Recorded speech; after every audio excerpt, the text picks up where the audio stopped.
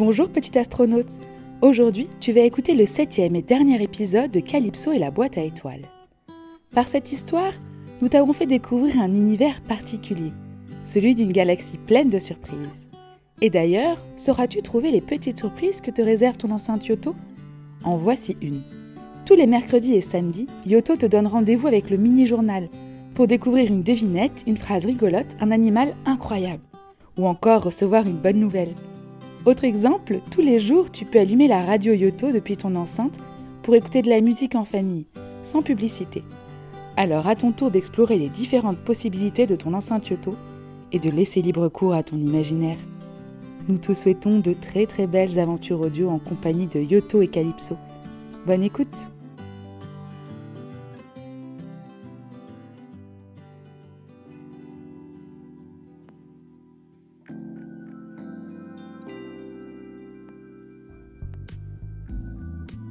Calypso écoute les étoiles qui s'allument d'une à une au-dessus de la planète Cascara.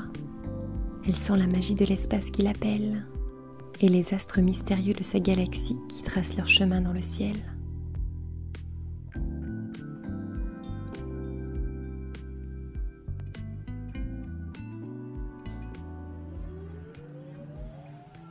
Je crois que nous sommes presque arrivés. La voix de sa grande sœur tire Calypso du sommeil. Elle se penche vers le hublot et ouvre des yeux ronds. Devant elle, comme accrochée aux étoiles par des fils invisibles, se tient une planète gigantesque. Matka semble scintiller. Comme un immense miroir rond, elle brille et chatoie dans l'immensité du ciel. Waouh! Mais cette planète est énorme! Elle fait la taille de toutes les autres réunies.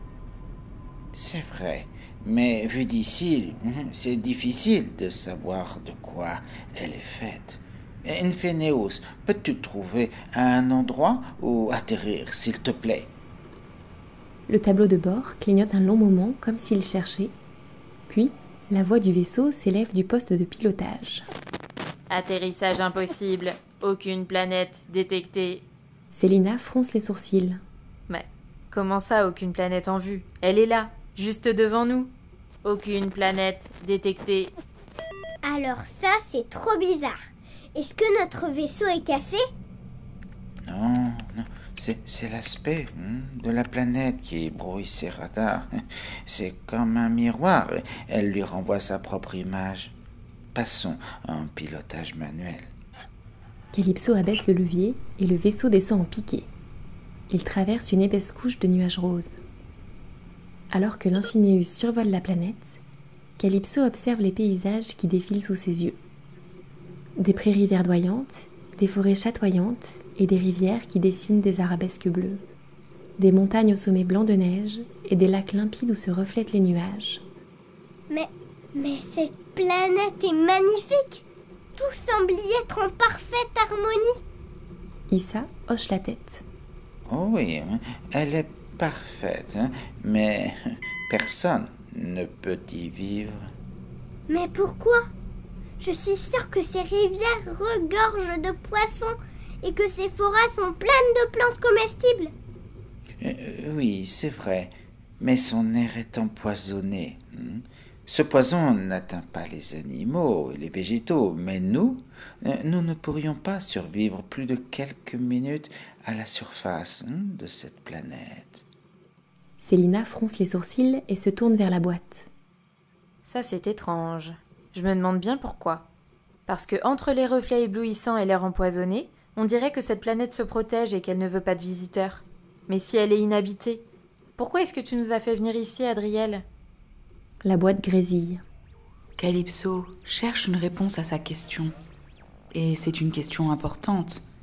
Je vais vous guider jusqu'à un endroit où vous serez en sécurité. À cet instant, le tableau de bord de l'Infineus s'allume en vert et il tourne brusquement sur la gauche. La boîte à étoiles vient de lui envoyer une destination. Calypso s'accroche à l'accoudoir de son fauteuil pour ne pas tomber. Oh là, tout doux, tout doux. Il monte de plus en plus haut dans le ciel et passe la barre de nuages. Puis, il ralentit et vient se poser sur une plateforme qui est comme suspendue dans les airs. Vous pouvez descendre, vous ne craignez rien à cette hauteur. Calypso décide de faire confiance à la boîte et elle sort du vaisseau. L'air est frais et un rayon de soleil vient lui chatouiller le bout du nez. Elle s'approche du bord de la plateforme et son cœur fait un bond dans sa poitrine. Mais non, elle ne rêve pas. Il y a comme un chemin qui se faufile entre les nuages. Un pont suspendu qui oscille dans le vent. Elle fait signe à Célina et Issa de la suivre et tous les trois s'avancent sur le pont. Ils marchent un moment sur ce drôle de pont dans le ciel et parviennent à une deuxième plateforme tout en longueur. Tout au bout, il y a une petite maison et un grand jardin. Des arbres en fleurs se balancent sous la brise et des pétales blancs et roses dessinent un chemin dans l'herbe fraîche. Au fond du jardin, il y a une éolienne qui tourne et un grand bac de compostage. Un homme se tient dans le soleil. Il porte un panier dans sa main et un grand chapeau de paille. Son panier est rempli de légumes et d'herbes de son jardin. Calypso s'approche. Bonjour, bonjour. Soyez les bienvenus, visages inconnus. Sourit l'homme. Bonjour. Répond Calypso. Elle ne voit pas la moindre méfiance dans les yeux bleus de l'homme.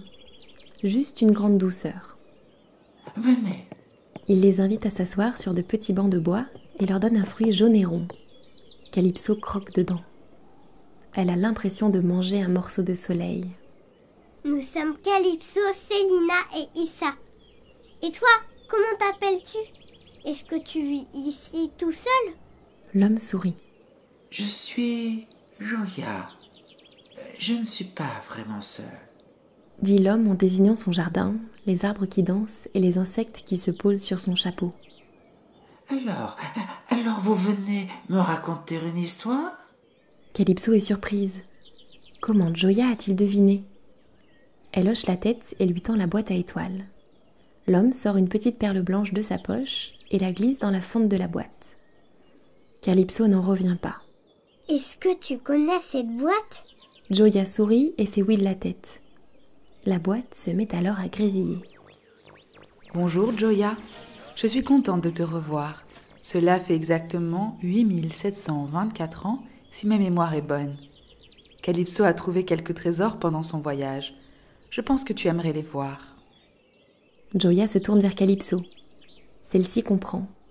Elle sort de sa poche la petite étoile de mer offerte par Ossian sur Woda, la pierre de lave que Magmus lui a donnée sur Podzar et le sablier de Cilicia qu'elle a reçu sur Isanti. Elle les pose sur une pierre blanche devant elle.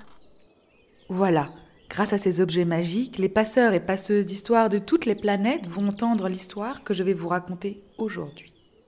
À ces mots, les objets s'allument d'une lumière blanche et des faisceaux lumineux partent dans toutes les directions du ciel. Calypso retient son souffle. Il y a bien longtemps, Joya, qui se tient devant nous, m'a envoyé dans l'espace pour que je redonne à chaque planète son histoire. Car la mémoire des peuples est comme la pierre qui façonne les montagnes. Elle s'effrite avec le temps. Je t'ai trouvé toi, Calypso, et c'est une chance immense, car ton courage m'a permis de mener à bien ma mission. Je vais donc vous raconter l'histoire de Matka, la planète mère. Voilà des milliers d'années, les peuples vivaient tous sur cette planète. Ils étaient nés ici, comme toutes les autres espèces du mélange d'une goutte d'eau et d'un rayon du soleil. Cette planète était parfaite pour eux. Elle leur donnait tout ce dont ils avaient besoin pour vivre heureux et en paix. Mais cela ne leur suffisait pas. Ils en voulaient toujours plus. Alors, ils se mirent à piller la planète, à creuser des puits toujours plus profonds pour aller chercher des métaux précieux, à élever plus d'animaux pour leur viande et leur fourrure, à couper encore plus d'arbres pour se construire des maisons immenses. Et quand tout cela ne leur suffisait plus, ils se faisaient la guerre pour étendre leur territoire. Mais un jour, Matka, leur planète, en eut assez. Une épaisse couche de nuages toxiques la recouvrit et empoisonna les peuples. Quelques-uns d'entre eux parvinrent à s'enfuir dans des vaisseaux qu'ils avaient construits et ils naviguèrent dans la galaxie à la recherche d'autres planètes qui pourraient les accueillir. Et c'est ainsi que s'installa le peuple des arbres sur Cascara, le peuple de l'eau sur Woda, le peuple du feu sur Podzar et le peuple du sable sur Isanti. Joya, qui avait regardé tous ces peuples se déchirer et piller leur planète, ne voulut pas quitter Matka, et il resta seul. Il construit cette plateforme suspendue entre terre et ciel, et il y bâtit sa maison, au-dessus des nuages, à l'abri de leur poison. Ici, le temps est suspendu. C'est pour ça que Gioia ne vieillit pas. C'est ainsi qu'il m'a envoyé dans l'espace, porter la mémoire des peuples. Une brise souffle sur les pétales du cerisier et les fleurs tombent en pluie sur Gioia qui a les yeux fermés. Il sourit. Mais pourquoi maintenant? Eh bien, je crois que les peuples sont prêts. Calypso, tu as traversé toute la galaxie avec ta sœur et ton grand-père, juste pour offrir leur histoire en cadeau aux autres peuples. Rien ne t'y obligeait. Tu aurais pu te contenter d'écouter l'histoire de Cascara et de laisser la boîte dans un coin.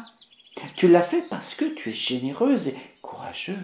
Et même si les personnes que tu as rencontrées étaient parfois méfiantes et hostiles, elles ont pris le cadeau que tu es venu leur offrir et elles t'ont donné tous ces objets en échange. Elles auraient pu vous voler votre vaisseau, vous emprisonner, mais non. Elles vous ont fait des présents pour vous remercier. Que tu sois venu avec chacun de ces objets, c'est la preuve que les peuples sont prêts à vivre en harmonie. Et elles se sont adaptés à des environnements rudes et à des planètes inhospitalières. Et ils connaissent maintenant leur chance d'être vivants. Ils sauront se réjouir de l'eau qui coule dans les rivières, du feu qui jaillit de la pierre, de la terre qui fait pousser les arbres, du vent qui porte les graines. Et moi, je vais enfin pouvoir reprendre le cours de ma vie et la laisser s'achever en paix. Gioia se tait et Calypso se lève. Elle se sent tout à coup portée par une immense joie. Sans réfléchir, elle attrape tous les objets et court jusqu'au bord de la plateforme. Elle les jette dans le vide. Aussitôt, l'épais brouillard de nuages toxiques au-dessous d'elle se dissipe. Gioia rit, Célina et Issa se mettent à danser et Calypso se met à crier. La boîte à étoiles grésille une dernière fois. Bravo Calypso. Matka est désormais prête à accueillir tous ces peuples s'ils souhaitent revenir, et c'est grâce à toi. Moi, je vais te dire au revoir maintenant. Ma mission est finie. Calypso prend la boîte entre ses mains et murmure. Au revoir, Adriel. Et la boîte s'éteint. Allons explorer notre nouvelle planète. Sourit Calypso en caressant du bout des doigts la petite feuille dorée accrochée à son cou.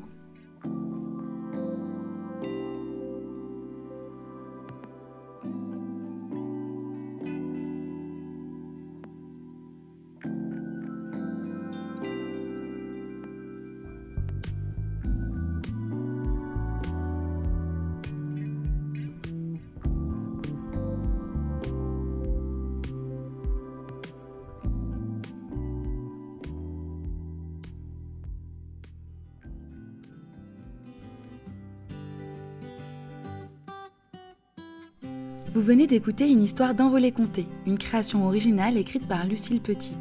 Pour nous soutenir, mettez-nous 5 étoiles sur Apple Podcast et retrouvez-nous sur Instagram à @envoléconté. À très vite!